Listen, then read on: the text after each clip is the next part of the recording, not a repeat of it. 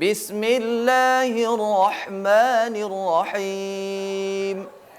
وَمَنْ يَقْنُتْ مِنْكُنَّ لِلَّهِ وَرَسُولِهِ وَتَعْمَلْ صَالِحًا نُؤْتِهَا أَجْرَهَا مَرَّتَيْنِ وَأَعْتَدْنَا لَهَا رِزْقًا كَرِيمًا.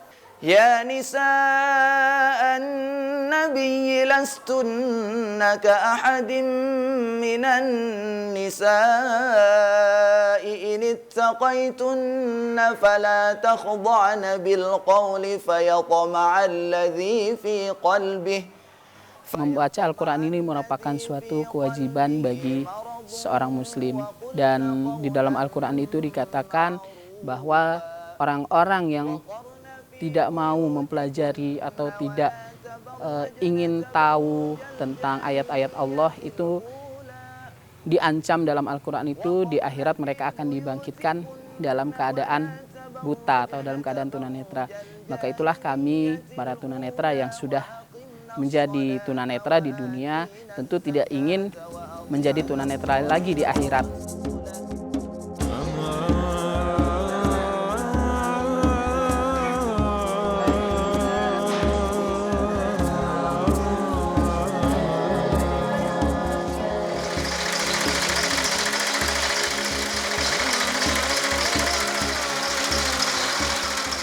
Hampir 16 tahun sudah, mesin tua itu tak pernah lelah berproduksi, mencetak lembar demi lembar Al-Quran Braille.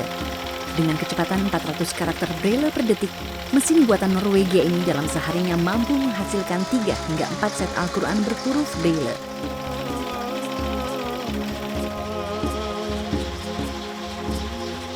Hingga kini, 3.000 set Al-Quran telah berhasil dicetak.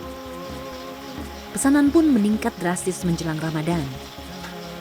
Dengan menyebarkan misi mulia, Al-Quran Braille cetakan Yayasan Raudatul Makfufin telah menjelajah ke seluruh pelosok tanah air, hingga bisa dinikmati secara gratis oleh para tunanetra yang ingin mempelajari Al-Quran. Masya Allah.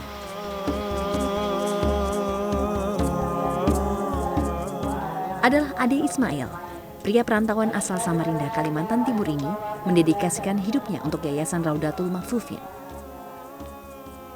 Setelah sempat berpindah-pindah, kini yayasan tersebut bisa berdiri mandiri di atas tanah wakaf seluas 1.000 meter di daerah Serpong, Tangerang Selatan. Di gedung yang diresmikan pada 2010 ini, Ade dan para pengurus lainnya mengembangkan Yayasan Raudatul Makfufin yang menjadi taman bagi para tunanetra. Taman itu bisa menjadi tempat belajar, bisa menjadi tempat bermain, juga bisa menjadi tempat diskusi, bisa menjadi tempat ajang silaturahmi, dan mungkin bisa juga menjadi tempat untuk teman-teman tunanetra mengkreasikan diri, mengembangkan diri, mengapresiasikan diri, khususnya dalam bidang keislaman. Meski terlahir sebagai tunanetra, kepedulian Ade terhadap sesama begitu besar. Teman-teman tunanetra, apalagi kawan-kawan kita senasib, mereka itu kalau sebagian besar memang tunanetra itu karena ketunanetraannya itu jiwa mereka itu cenderung lebih ingin dekat kepada agama sebetulnya. Lebih ingin mereka itu membaca Al-Quran, memperdalam Al-Quran. Dan sayang hal itu banyak terkendala karena tidak tersedianya Al-Quran Braille atau kurangnya kemampuan mereka untuk bisa membaca Al-Quran. Makanya kalau kami bisa mendidik, saya bisa mengajari mereka bisa membaca Al-Quran Braille, itu mereka sangat senang sekali, mereka sangat puas, sangat bahagia. Sebagai penerus dan pengemban amanah, peran Ade tak lepas dari sosok pria yang akrab dikenal sebagai guru para tunanetra, yakni almarhum Raden Halim Saleh.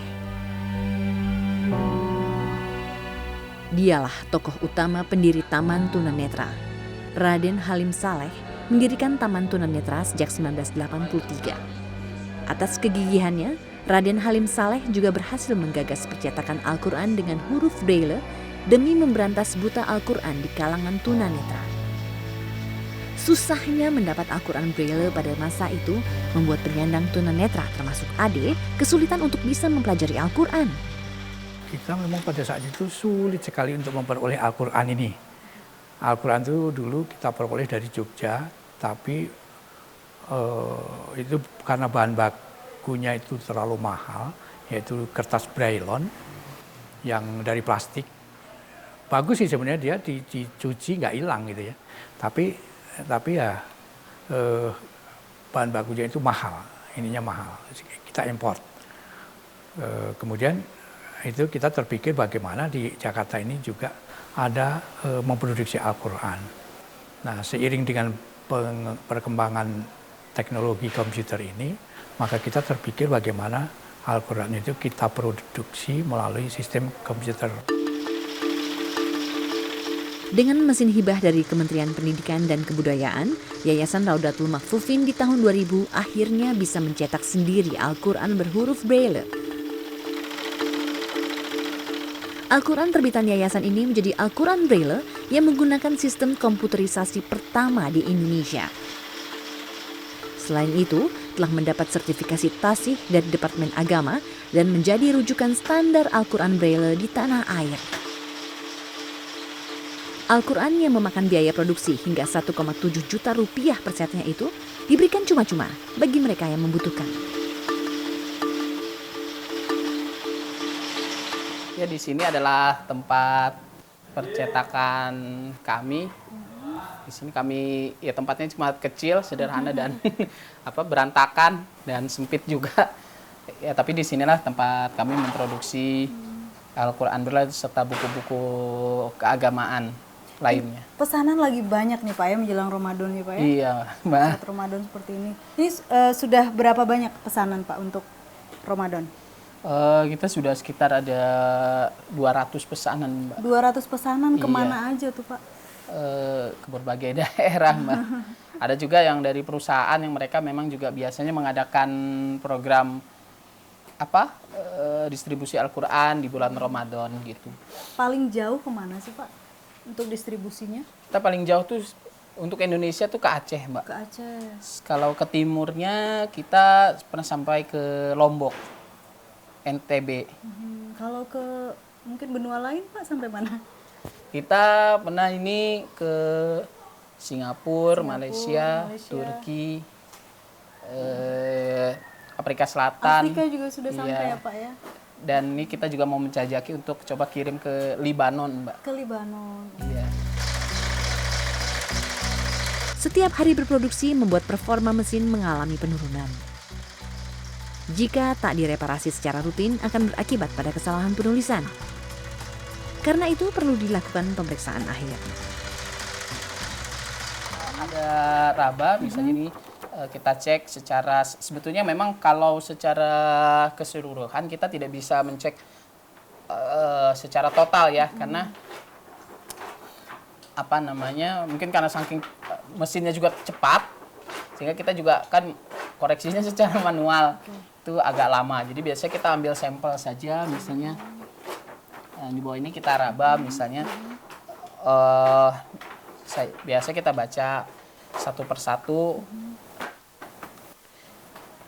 Allahumma sabitna. Jadi biasa kita baca satu-satu apakah ada tulisan yang salah atau ada titik-titik yang kurang atau ada titik-titik yang nambah. Kita acak secara acak saja, nanti baru ternyata kualitas mesinnya masih baik. Selain Al-Quran Braille, Yayasan Raudatul Mahfufin juga telah membrailekan sejumlah buku-buku agama Islam serta buku pengetahuan lainnya. Ini bertujuan untuk memperkaya para tunanetra dengan beragam ilmu.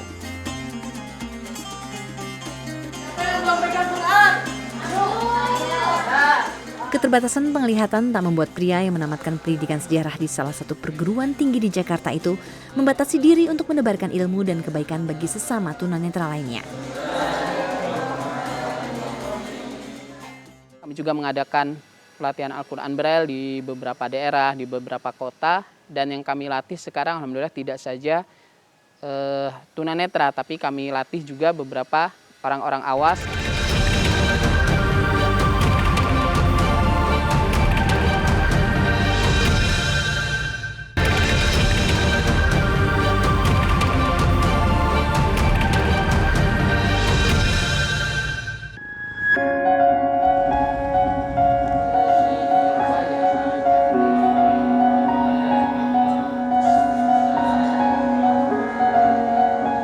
Setiap Ahad, Yayasan Pengelola Pesantren Khusus Tunanetra ini menyediakan pembelajaran dan pelatihan membaca Al-Quran Braille.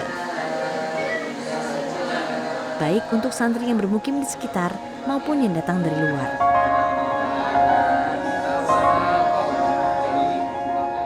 Bagi pemula seperti Rido dan Kinan, alat peraga berupa Braille Text digunakan sebagai media awal pengenalan Al-Quran Braille.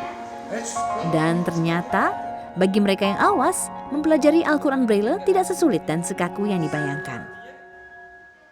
Al-Quran Braille ini sebetulnya tulisannya sederhana aja, tidak ada yang sulit. Cuma memang kelihatannya aja sulit titik-titik. Tapi sebetulnya kalau sudah dipelajari, sudah dipahami sebetulnya tidak sulit. Paling hanya 2. Kalau bagi orang lihat paling belajarnya hanya 2-3 hari pun sudah bisa baca. Oh, sudah bisa gitu Pak ya? Iya. Jadi ini saya harus menghafalkan titik begitu juga ya Pak? Iya. Sambil diraba. Tidak perlu diraba, dilihat pun bisa. Karena iya. banyak teman-teman di sini pun yang melihat Braille itu dilihat saja, tidak diraba. Kalau tulisan Braille itu dia tidak bisa ditumpuk. Walaupun biarpun Arab, jadi dia tidak bisa ditumpuk seperti tulisan Arab. Jadi dia terus menyamping seperti tulisan Latin. Bentuk Braille itu hanya ada 6 titik saja, 3 di kiri, 3 di kanan, berjejer dari atas ke bawah. Nah, tinggal kombinasi-kombinasi titik itu aja yang membentuk huruf-huruf. Dan akhirnya memang banyak huruf yang sama. Walaupun setiap istilah bentuknya sama, tapi nanti akan beda penyebutan tergantung di konteksnya kita berbicara apa. Kalau A.1 ya di Latin jadi A. Jadi kalau kita berbicara secara Arab ya jadi alif. Sejak tahun 2000, hampir 3.000 set Al-Quran Braille telah diwakafkan Yayasan Raudatul Makfufin untuk sesama tunanetra. Tersebar hampir di sebagian besar pelosok tanah air dan merambah hingga ke Singapura, Turki, Afrika Selatan, dan Lebanon. Selain dari masyarakat, donasi terbesar datang dari salah satu lembaga amal di Singapura yang setia mendanai wakaf Al-Quran Braille ini sejak 4 tahun terakhir.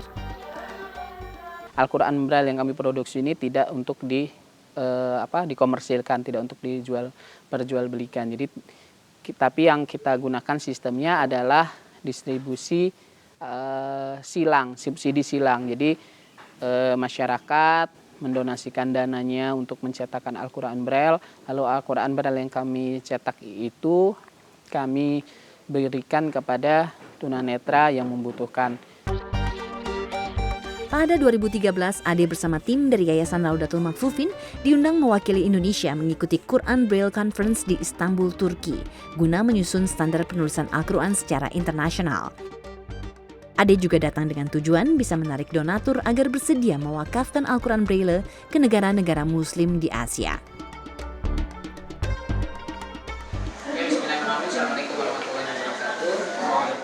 Konsisten memberantas buta huruf Al-Quran di kalangan tunanetra membuat Ade dan pengurus lainnya membuat metode jemput bola atau training of trainer. Dengan metode tersebut, Ade langsung melatih ke daerah-daerah agar pembelajaran Al-Quran Braille bisa lebih efektif. Mirip, cakep.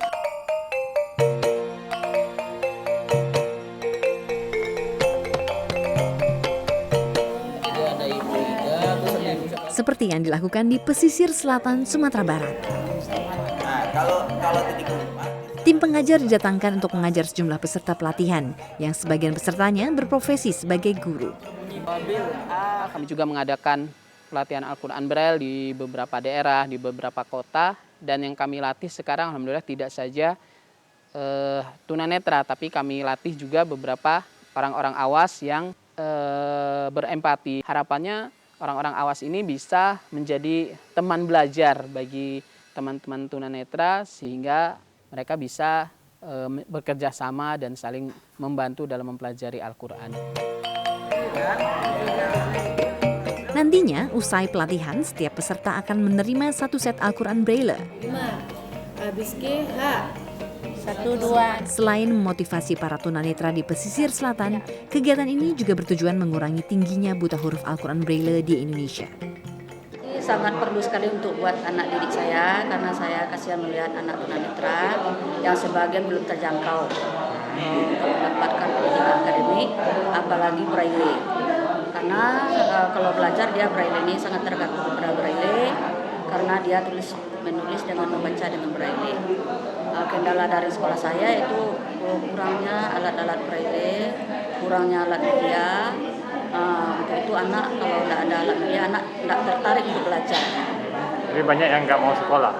Ya banyak yang mau, kira-kiranya dia rajin, tapi kira-kiranya dia malas, tidak termotivasi untuk belajar. Bismillah.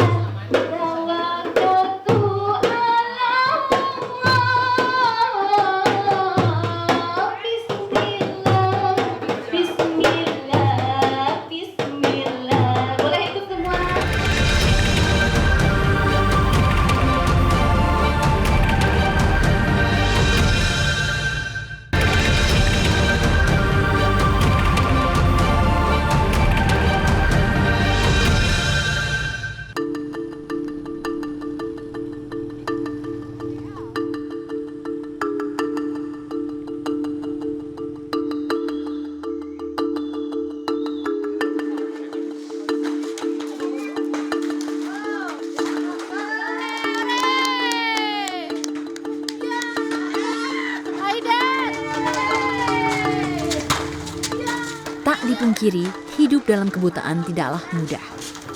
Seringkali penyandang tunanetra tidak memiliki akses dan fasilitas yang memadai untuk bisa berkarya dan berprestasi.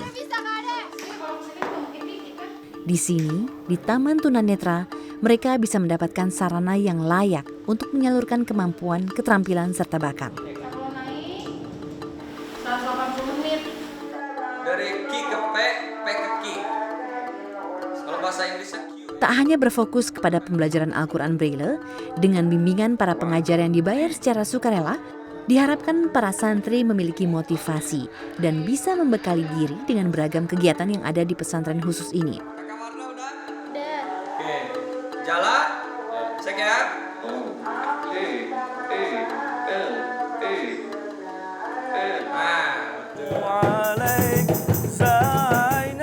Kegiatan marawis misalnya, dengan rutin berlatih, para santri bisa mengasah bakat mereka hingga mahir bermain alat musik marawis. Tak heran jika tim marawis Araudo kerap diundang tampil dalam berbagai kegiatan di luar pesantren. Tujuan dari program-program tersebut, ya kalau marawis itu diharapkan bisa menjadi wadah mereka untuk mengembangkan kreativitas seni mereka. Selain itu bisa juga kami jadikan, alhamdulillah melalui marawis ini bisa menjadi sarana sosialisasi bagi kemampuan teman-teman tunanetra dan juga sosialisasi bagi Yayasan Rodotul Makufin sendiri. Sedangkan kegiatan seperti komputer, bahasa Inggris, masas, itu adalah keterampilan pembekalan bagi mereka, sehingga diharapkan mereka yang datang ke Rodotul Makufin ini selain juga mereka pintar dalam pengetahuan agamanya, mereka juga mempunyai keterampilan yang bisa meningkatkan kualitas diri mereka.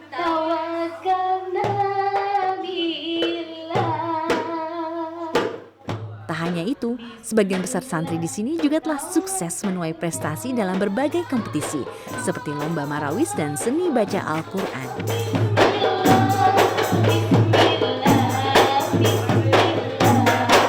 Pas diumumin, kaget juga gitu kan. Ternyata dapat juara 3 waktu itu. Ya hadiahnya lumayan sih, kita makan bareng-bareng waktu itu dapat 1 ekor kambing. Ayo kita makan bareng-bareng. Itulah. Jadi, wah ternyata gini rasanya lomba, kita menang juara 3 gitu kan. Udah kesana-kesananya ketika ada tawaran lomba, kita sudah mulai semakin percaya diri. Akhirnya rutin lah, jadi kalau ada lomba atau ada event, kita ikut.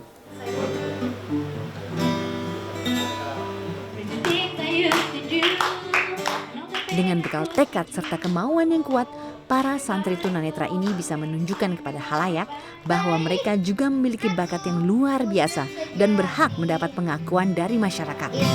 Cinta perdamaian, cinta kerukunan. Memiliki keterbatasan tidaklah menutup semua pintu dan peluang untuk bisa berprestasi dan menghasilkan sebuah karya. Jiwanya telah terpanggil. Berbekal cinta dan pengabdiannya, Ade Ismail akan berusaha menjadi penyemangat agar kaum tunanetra selalu tersenyum, memiliki harapan, kemandirian, dan bisa menikmati hak-hak mereka layaknya manusia seutuhnya. Bahwa cahaya penerang itu tidak saja melalui mata, tetapi cahaya penerang itu bisa juga melalui hati yang dipancarkan melalui Al-Quran, melalui ilmu-ilmu keagamaan, melalui keterampilan, sehingga walaupun tidak mempunyai penglihatan, tidak mengurangi semangat kami untuk mencari ilmu, untuk belajar, untuk memperbaiki diri, untuk menjadi lebih baik.